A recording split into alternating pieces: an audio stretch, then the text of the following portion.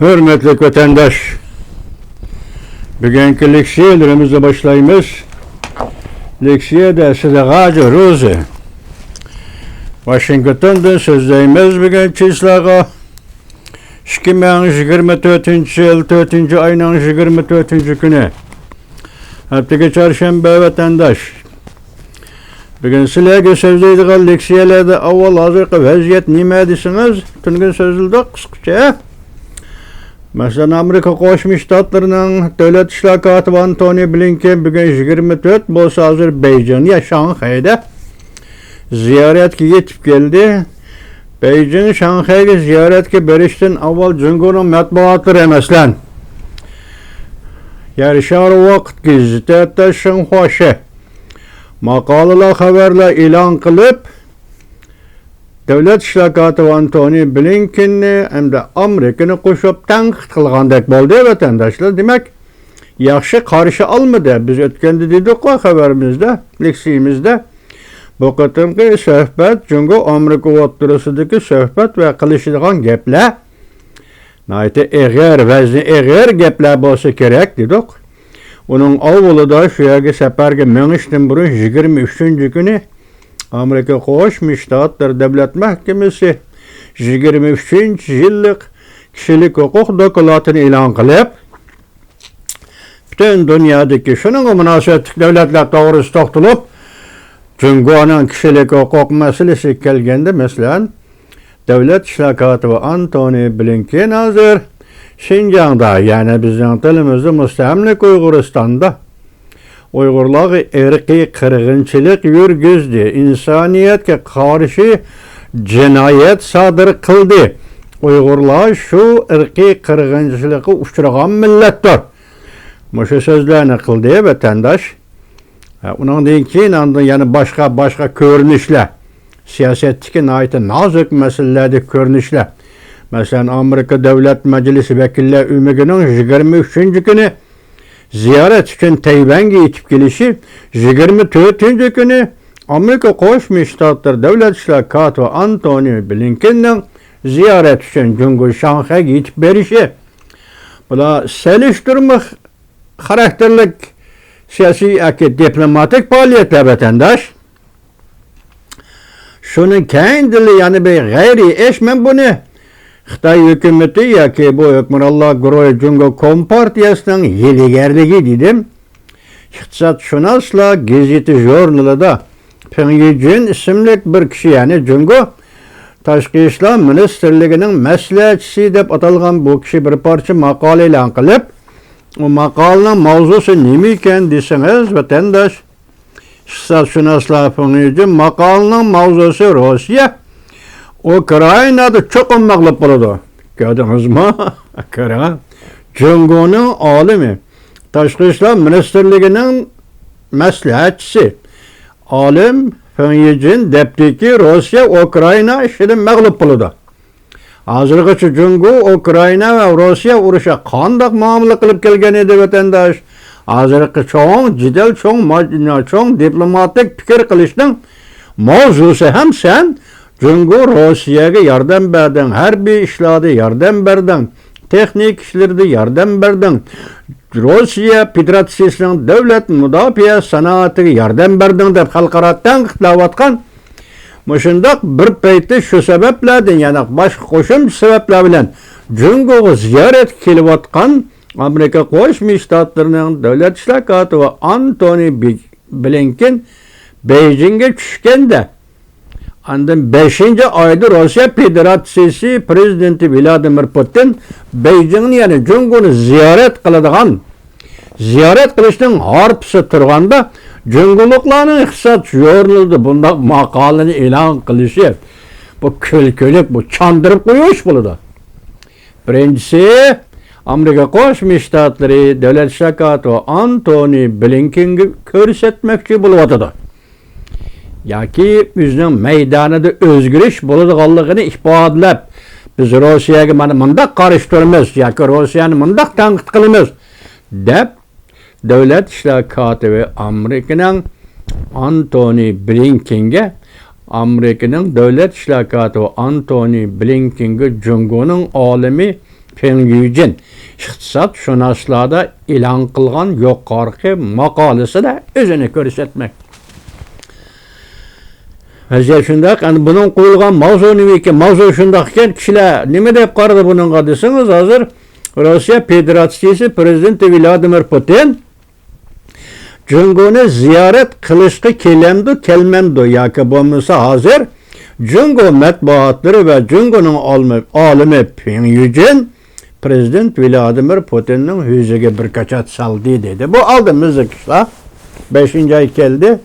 Yine prezident Vladimir Putin Jungo'ga ziyaret kelemdi yoki qandaq.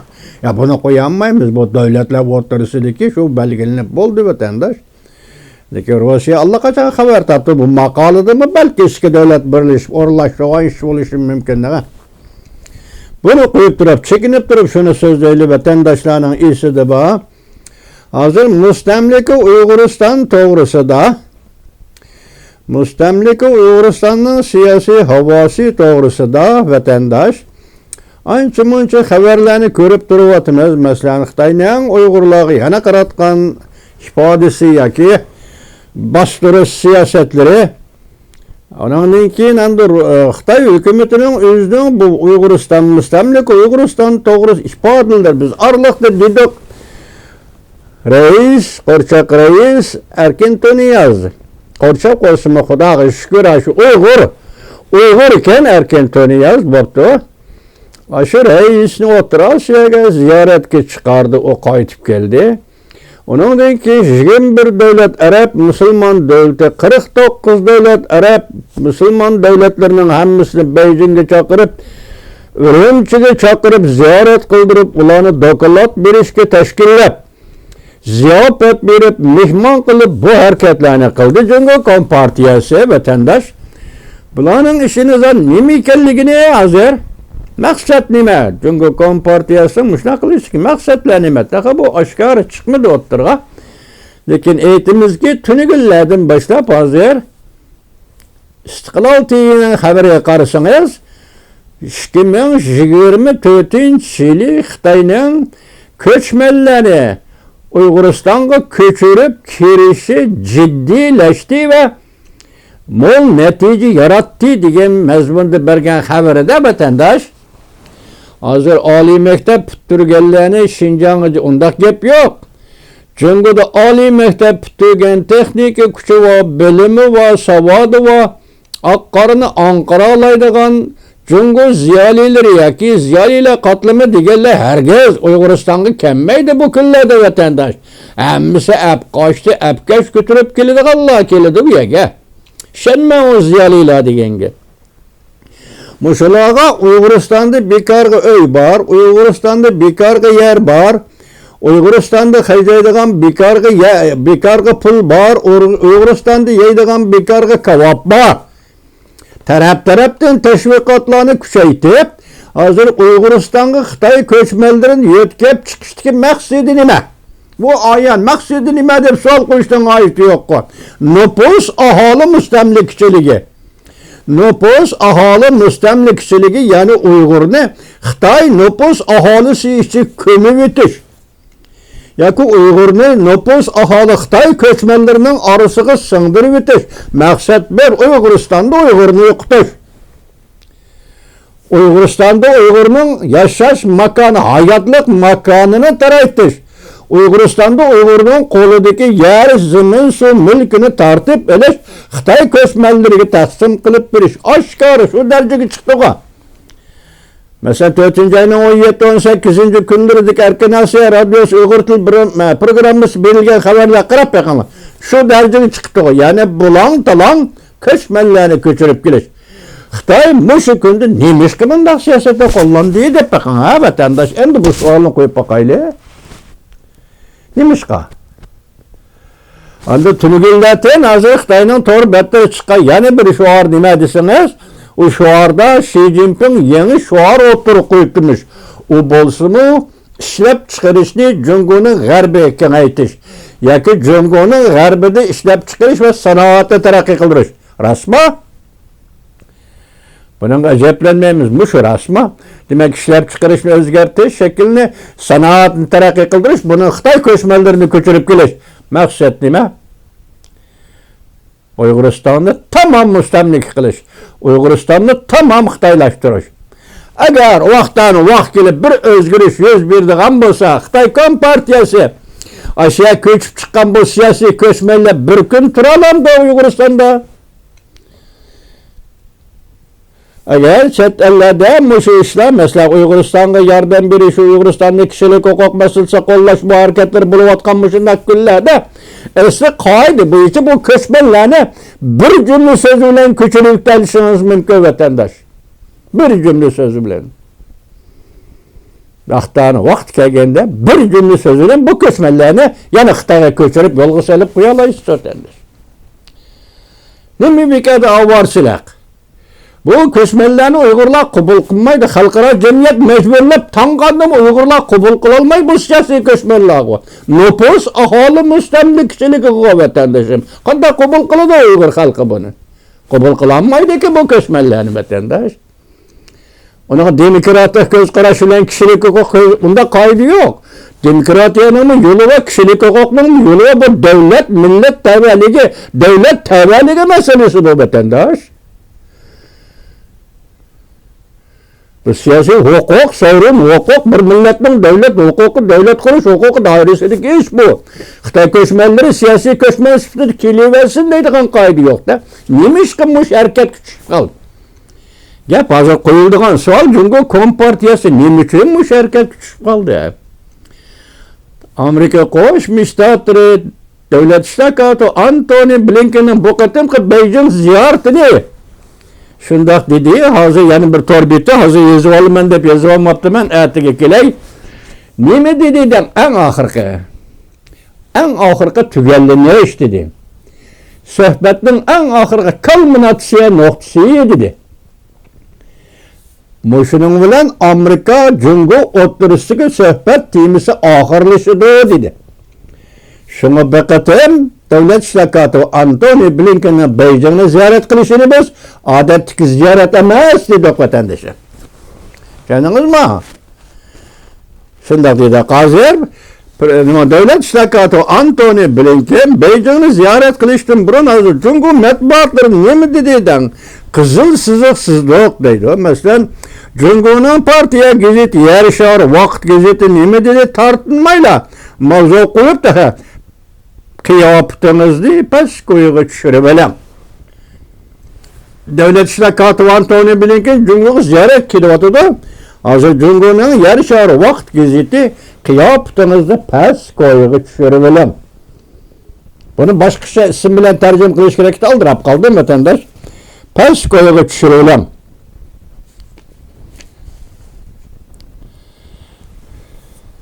Bu qatim Beijing'de Davlat ishlar kotibi Cungo taraf bilan so'zlashadigan ko'plagan mavzularda qaraganda ikki davlat herkes bir-biriga yo'l qo'ymaydi.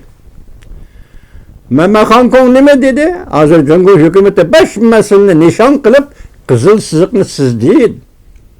Demokratiya, kişilik hukuk sizden Tibet'ten bizden Uygur'un işi o. Hong Kong'un işi o vatandaş. Hong Kong şundaq dedi sizdi. Bunu hep Davlat ishlar kotibi Antony Blinken'in aldığı koydu Cungo hükümeti degan gap. Shundaqla Amerika Qo'shma Shtatlari Davlat ishlar kotibi Antony Blinken endi oxirlashadigan, hali xabarda aytilgandek, suhbat oxirlashadigan, tugallanadigan yoki bir xulosa bir hukmga keladigan, shundaq bo'lgan bo'lsa, boshda aytgan tuqa birinchi kuni Amerika Qo'shma Shtatlarining Davlat ishlar kotibi Antony Blinken bu meselelerni endi içib etidi degan gap vatandaş. Taglikda içib etidi degan gap vatandaş. İki devlet münasebetinde Tayvan'ın o'rni nima, Hong Kong'ning o'rni nima, Amerika Cungo münasebetinde Uyg'uristanning o'rni nima, buni içib etidi degan gap vatandaş. Şunu sakravatıdı Beijing degan gap. Şunu sakravatıdı qiyofatingizni to'g'rilang deb yarishar vaqt gil so'zlavatıdı. Antony Blinken efendi Davlat ishlar kotibi qiyofatingizni to'g'rilang deb. Demak, buning ish hozir bu qatimki suhbat Beijingda qattiq bo'ladiganligini qarashingda ko'rib olasiz vatandoshim. Hazır Antony Blinken Devlet İşler Katibini Beijing'ni ziyaret kılışkı resmiyet tertibide Cungo Taşkı İşler Ministerliğinin Ministeri Wang Yi teklif kıldığı degan gap.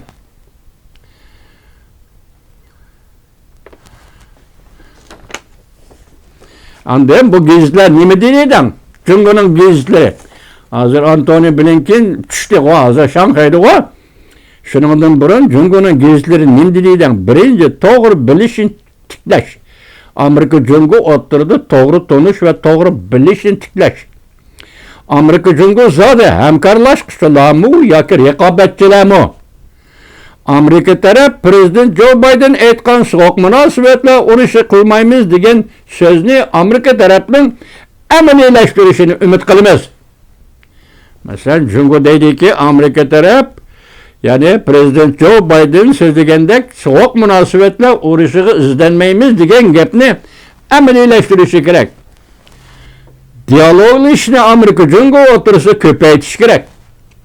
Hareketli başka, sözlü başka olması lazım. Bu Cungo hükümeti, hazır Amerika Koşmuş Ştatların bu sözlerle tanık kılıvat anlattırına. Hareketli başka, sözlü başka olması lazım. Emeli köç olan sözlüsünü ham hiyal kılması lazım. Yani emeli köç olan sözlüsümüz bu gap, 2021 3. ayının 18. günü Alyaska söhbetede Devlet İşler Katibi Antony Blinken ve Aksaray Devlet Bexatarlığı Məsləhətçisi Jack Sullivan'ın ağzından çıkan sözler ede lazım.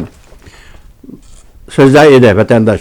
Muşa asaslı dedi Cungo matbuatları Cungo taraf bilen alaka münasebette buluş lazım. Amerika Muşa asasda Cungo taraf bilen alaka münasebette buluş lazım dedi Cungo'nun matbuatları. Yani birisi şimdi mesulat dedi Amerika dedi bu digellik Cungo'nun terakkiyatını çektiğimiz digelliği Amerika'nın deydi. Yani Cungo emeldarları Amerika Koşmuş Ştatlarının soda ve pen tekniki sahasında işletken besimlerini ayıplap. Eğer besim değilse besimlerini ayıplaptım deydi. Bu hatardan nere turuş emez belki hatar peyda kılıştır. Cungoluk'tan gibi. Yarışarı vakit gizi 4. ayının 22. günü Devlet İşler Katibi Cungo'yu ziyaret kiliştin burun biz avval Amerika tarafka müdafiye hukulu urayli deydiğen mavzuda haber ilan kıl dedi. Şu haberde Devlet İşler Katibi Antony Blinken ergezelik, yukarı kıyafette gelmezlik, belki kıyafetine pes koyuğu çürüp durup Cungo'ya gelip Cungo'da devlet işler ziyaretinde buluşu lazımdı. Ama Rusya'nın Prezident Vladimir Putin Ukrayna uğraşı doğrusu da etkan sözlü Pyongyang'ın degendimdeydi Rusya'nın. Devlet müdafaa sanatı acizlap getir Rusya'nın. Uğraşın davamlaştırış gücü acizlap getir Rusya'nın. Bu uğraşı tecavüzçülük uğraştır. Rusya'nın bu uğraşı Ukrayna'da mağlup buludu. Ukrayna'nın halkara cemiyet kollaydı. Bu şundak sözler bilen burunku mukamdır. Mesela Rusya'nı kollaş. Ukrayna tecavüz kılışını kollaştı. Bırak bu özgertip Pyongyang bu iktisat şunasla gazetede bu şundak makale ilan kıldı degende başlama eğitim bu bir hilligerlik. Özeni körüstüş, ya ki meydan körüstüş, ya ki samimiyetli körüstüş. Çünkü Amerika Koşmuş Ştatları Devlet İşler Katibi Antony Blinken Beijing'ni ziyaret kılıvatıdı da vatandaş. Hazırki bana bugünkü gündeki vaziyetimiz bana muşa hürmetlik vatandaşı.